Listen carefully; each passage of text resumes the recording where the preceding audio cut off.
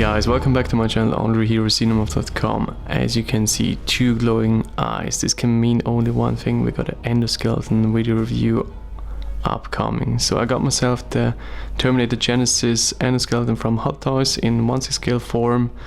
Thanks by the way to Anthony Sang, Budget Starkey on YouTube, for sending me this cool piece over. And here on the left side you already see a first teaser on the figure. So yeah, Saturday, drink some nice coffee from a Terminator mug and start reviewing this bad boy. So let's get started with the box itself first. So for the box we've got the movie title Terminator Genisys, which by the way I saw only once, and that was in theaters. After that, never again. So this is just a quick summary how bad probably this movie performed. We got a huge box office crash with this well-envisioned reboot of the Terminator franchise, but it totally failed.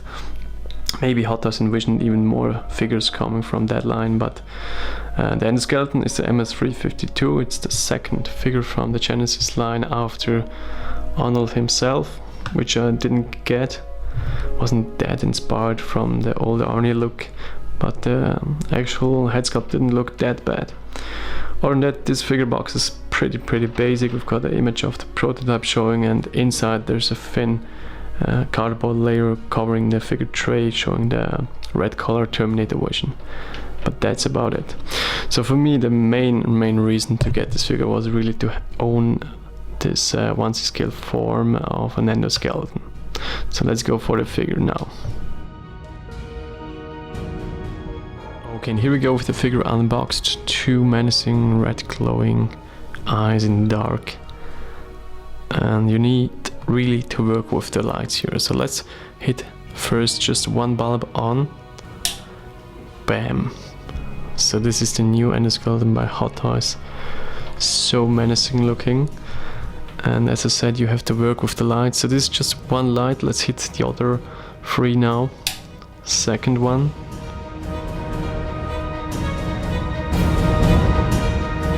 Then the third one.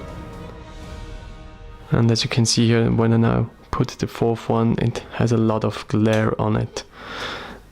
So the paint realization and the chrome paint application is really there. It's totally bright and shiny. Alright, let's go first for the accessories, because there's something to this figure, not a lot, but let's have a look. So actually with this figure you got a huge plasma rifle. Looks like this. It's quite a light piece of plastic, but it needs to be light because the arms of the endoskeleton are so thin and so weak, so that it really needs to be light that the endoskeleton can lift this huge plasma rifle. So compared in size, it's about half the size of the actual figure. Quite huge.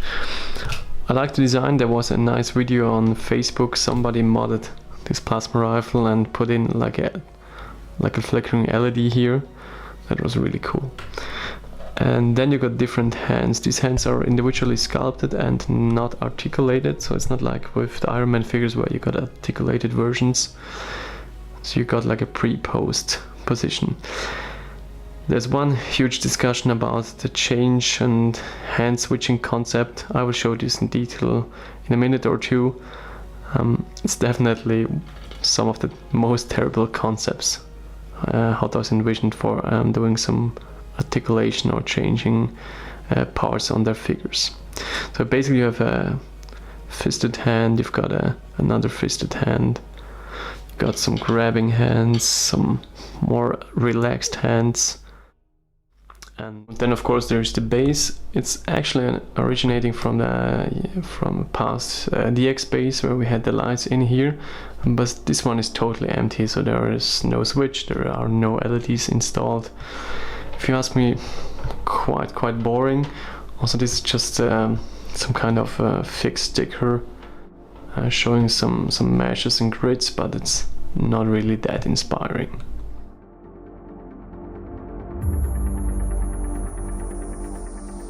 So it would have been totally cool if we would have got like some kind of diorama base showing some stuff from the future scene, maybe some skulls here and there or something. Alright, let's go back to the figure. I'll give you some close-ups on the magnificent details, because there's a lot of details to show. So in full bright daylight it looks absolutely shiny. The chrome paint application is superb, and look at these intricate details here all on the head sculpt. It's crazy. From what I understood, they didn't change their design compared to the 80s look for the head sculpt. So the head sculpt should basically be the same like from the original Terminator 1 and 2 movie. On the back side, behind this cover, is the battery compartment and the switch. So without the lights activated, it looks definitely boring, but that's the way it should be. So a deactivated Terminator shouldn't be menacing. If I hit the switch again, there are the lights. So in person they look definitely red, totally red. Here maybe on the camera they shine a bit more orangey, but rest assured it's really a deep, nice red. And there's absolutely no dimming situation here, so it totally stays full bright all the time. That's really nice.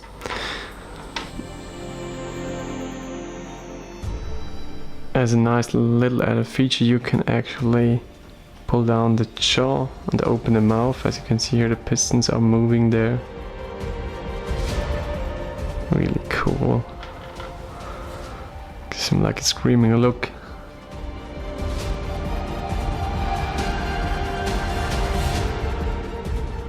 Alright, let's continue downwards to the body and torso section.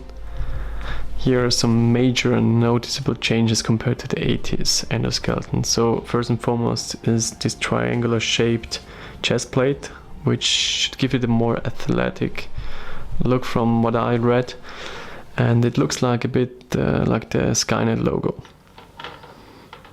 Then there was one thing that totally shocked me when I took the figure out of the box, and can you see these two black circular parts at the shoulders? I actually thought Hot Toys missed painting these two parts, and I was totally shocked. I thought, oh my god, I have to resend it back to Hong Kong, and Anthony would have gone back to secret base and get me a replacement.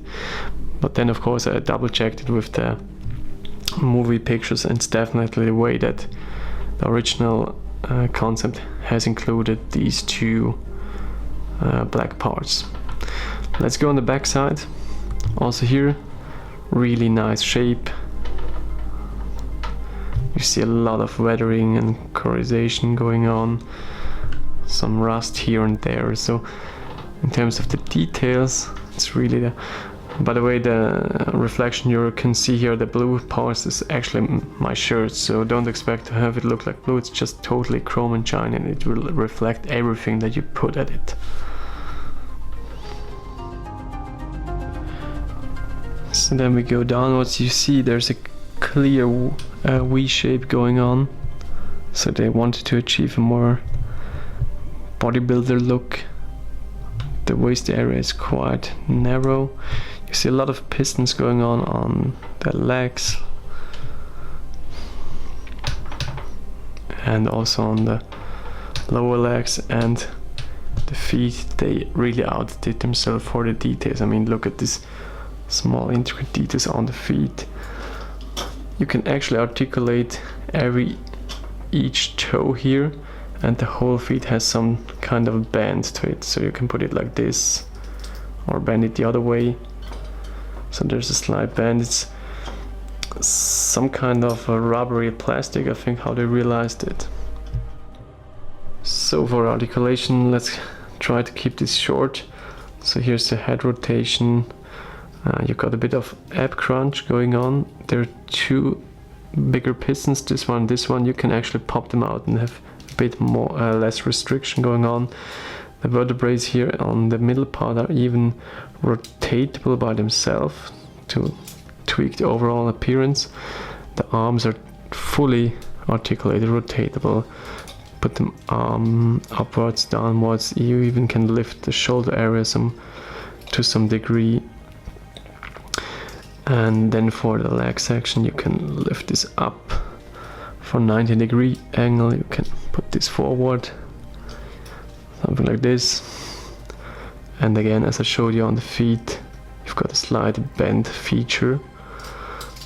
So I'll try to pose him a bit more in a more dynamic pose afterwards.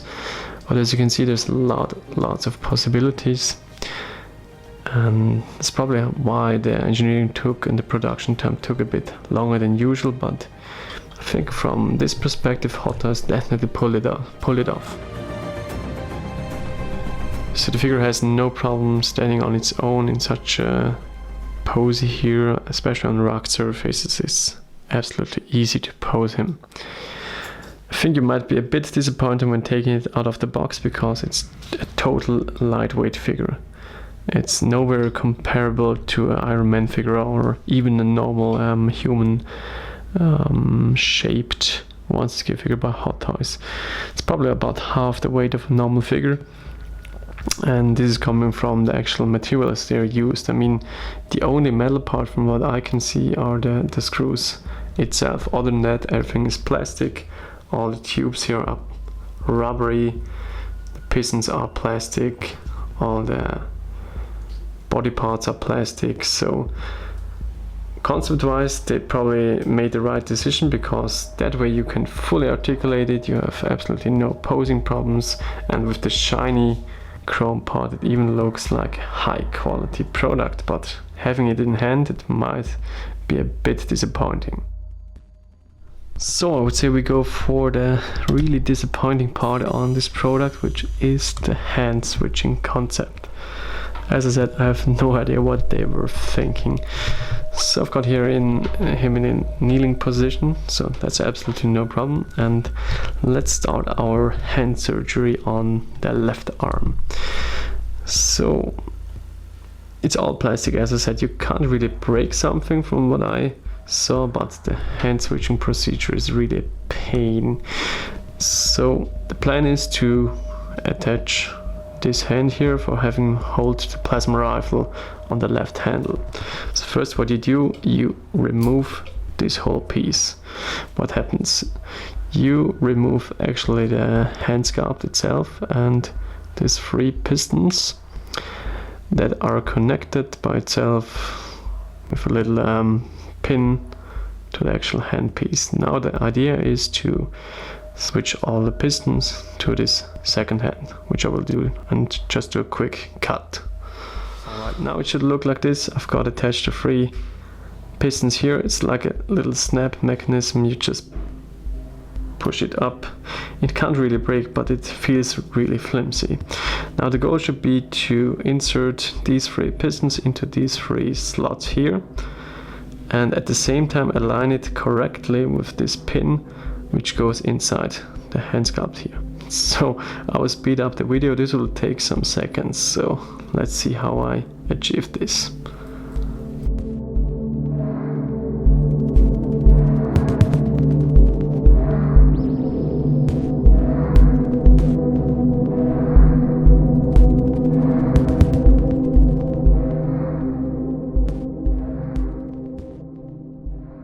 Alright, I think I made it. Actually, it seems I'm getting used to it, because during the first times I had like, well, 2 to 3 minutes just replacing one hand. Alright, so it took me about half a minute now.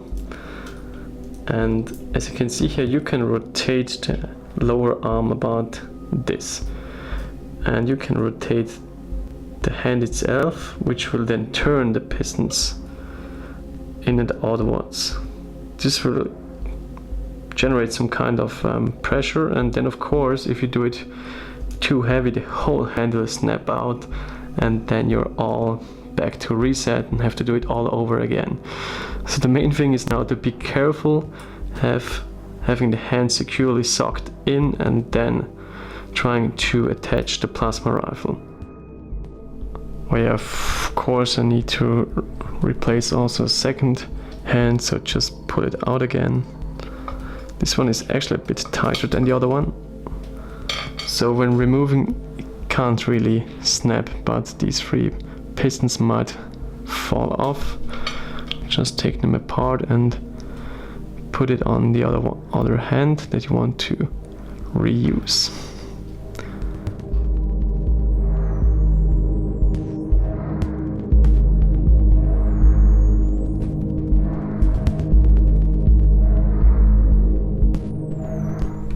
Alright, then you can of course attach the plasma rifle in his right hand.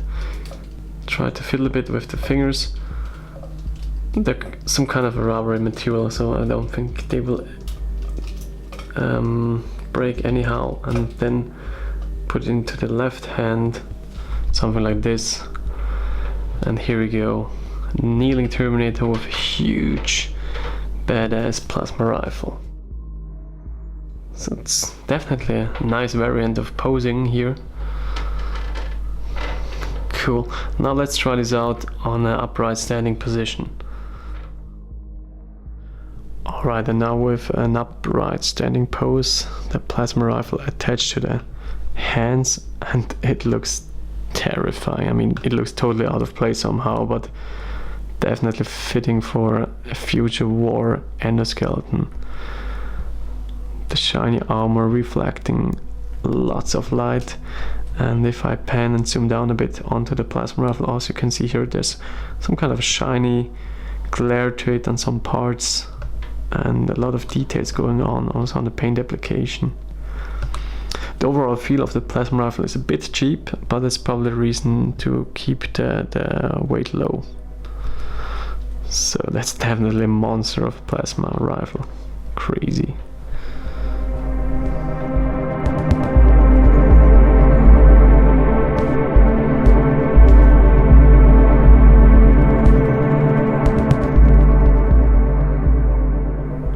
It's comparison time with some older Terminator figures from my shelf. I decided to go with Sarah Connor and the Tech Noir T800, and it's obvious that the new endoskeleton is noticeably larger and taller than the T800. No idea if this was a design decision. Maybe the original one was already a bit too small, I have no idea, but that's just to give you a quick first impression how the figure could look next to some other 1/6 scale figures. Next up is a comparison with the 1/4 scale endoskeleton from Terminator 2. Alright, and here are both Terminators. On the left the 1/6 scale from Genisys the Endoskeleton, and on the right the 1/4 scale from about 4 to 5 years ago from Hot Toys, from Terminator 2. And now you can do lots of cool comparisons. So for example, look at the chest plate. There are definitely noticeable differences. Then as said, the black circular shaped parts are chromed.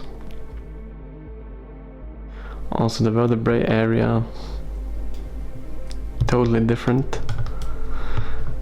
Then have a look at the leg section, also modernized on the left one.